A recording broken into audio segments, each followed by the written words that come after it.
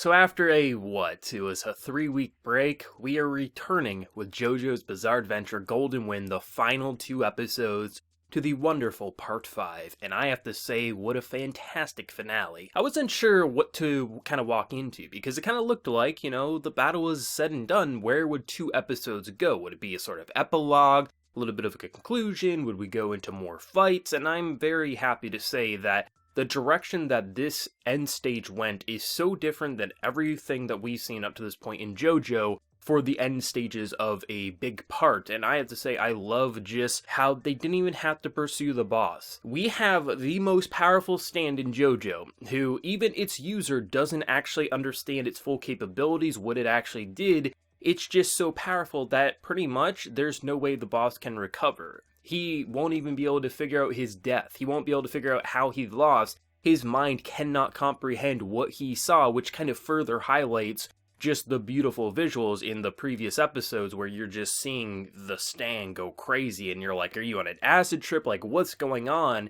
And to just see how pathetic the boss looked after appearing to be the top dog, someone who would never show fear, to just see him crawling in the sewers, to getting slashed by a crazy bum, and to just see that there's just drug addicts down there, they're using needles, you got just insane murderers down there. The boss literally can't even comprehend what's going on. He just feels like he's dying over and over again. Hell, he's probably on a drug trip down there with the rest of them. He's either gonna die from drug overdose, or that guy with the knife is going to end his life, or maybe he'll just bleed out. There's no way the boss can recover. And the fact that such a small section of the final 2 episodes of JoJo's Bizarre Adventure Golden Wind were dedicated to Diavolo, I love that, because this is a man who drove this story. He was always in the background, pulling things from the shadows, and to have him be so just nothing. He was crawling in a sewer, and you didn't even have to pursue him. That's how little of a threat he was, and your stand just got the job done. Is there a better and more poetic way to end the most dangerous character we thought in this part?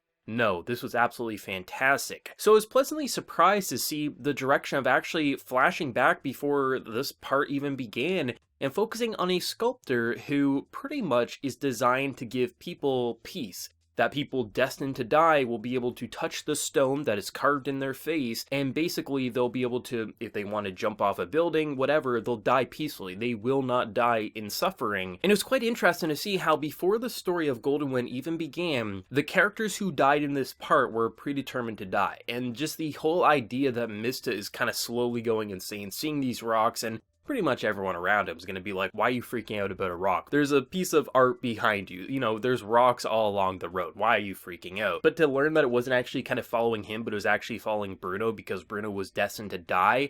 It's so interesting, just the idea of fate, especially because if you look at the boss, he kind of thought fate was in the palm of his hand. He could predict the future. He saw his victory, yet he still ended up dead. I thought it was so interesting that you have a guy who appears to be a villain, but actually is someone who you kind of look at and see maybe he is just giving people peace of mind, because we learned that the girl that they're investigating, because her father was saying, hey, this man clearly murdered my daughter, she gave up her life because the disease that her father has is something that she would have in a few months, and this rock allowed her to give up her own life, preserve her organs, so her father would have a peaceful life. Yes, he'd be tortured in the present because he lost his daughter, but it's so interesting to see that on one hand you say the idea of fate, it's predetermined, and this is a route that can give people peace of mind, but on the other hand, because you broke away from fate, it's the reason that Golden Wind ended up where it did, where you defeated the boss and you put a better leader in charge, someone who isn't going to screw around with kids and drugs and things like that. And I love that. It's so interesting how on both sides, fate should and shouldn't be broken depending on the circumstance. And the whole idea that you're trying to see Mista, just kind of play tough, but is actually freaking out, learning that, like, is there anything I can do for one of my best friends, my leader, my boss? How the hell can I do this? And it was such a tense sequence because you really didn't know the purpose of this whole sleeping slaves. What was the purpose of this artist? And to see how the episodes kind of played out, and to just see the resolution of Mista literally willing to give up his life, but since it wasn't his time to die, he somehow survived that crash to the car. but to see how they broke apart that sculpture, but then to see the faces of those who did fall in the gang throughout this journey, it's just so a perfect way to put a bow on this beautiful package that was JoJo Part 5. It felt like fate was such the most important theme of this story. It's so interesting that you have a man who is just trying to give people peace, but by the time they broke away from their predetermined fate, he just hopes that the path that they walk, it will lead to something better, and that their suffering will be worth it, and their suffering was worth it. We see the resolution, and Bruno's not mad. You know, the rest of the characters, they're not mad that they had to give up their lives. This was the resolution, and it wasn't for nothing. I think that's what's so beautiful about the message of Golden Wind overall. This was a cast that grew very quickly into a real group of friends and family. It was only a handful of days for characters like Giorno, but it was such an impactful journey that had fate just twisted on its head, and at every moment you think there's no way you can defeat King Crimson, there was a way. And to just see him be so pathetic by the end, and just to see the visuals of him tripping out, feeling like he was getting killed by a doctor, hell, getting killed by just a car,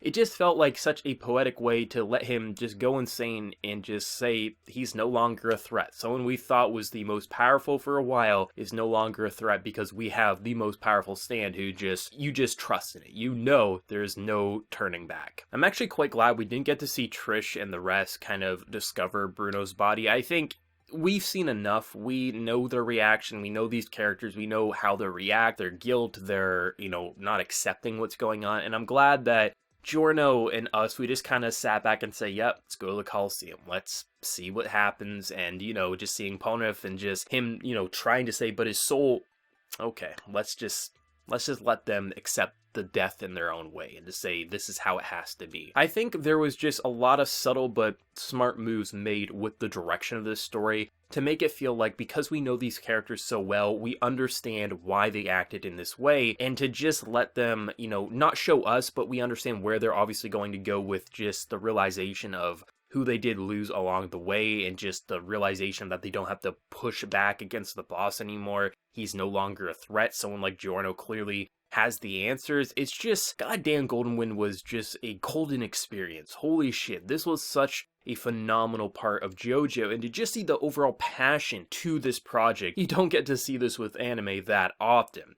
You can tell the director this was his favorite part, as he said, because it just feels like an overall passion project. There was so much beautiful quality to this, and even where the quality wasn't great, the Blu-rays even enhance it even more, and you're just like, how can this show continue to get even more and more impressive on a visual level? But I love it. I love Golden Wind. I love this cast of characters. I love Giorno. I love every single one, because everyone was a main character in their own right. You felt like you understood these characters. You felt like you understood the villains, the protagonists. You felt like you understood pretty much everyone after the first couple of episodes. You felt like they were a human, they had their goals, you understood their reasoning, and even if you didn't agree with their reasoning, you felt like they had a right to push forward towards this. And for characters such as the boss, even though I didn't agree with what he was doing, I understand his mentality and how he could get such a twisted view of just the world, and how he thinks, he has the world in the palm of his hands because of his ability. And like I said, to have him just die in the way he did, and just, the uncertainty of his fate, that's such a fitting way to end such a powerful but also such a weak character at the end of the day. I love the idea of what they did with the opening, once again shifting it up, showing us what Giorno Stan was doing to him, how he was trying to be all tough, and then just everything was going just warped, and just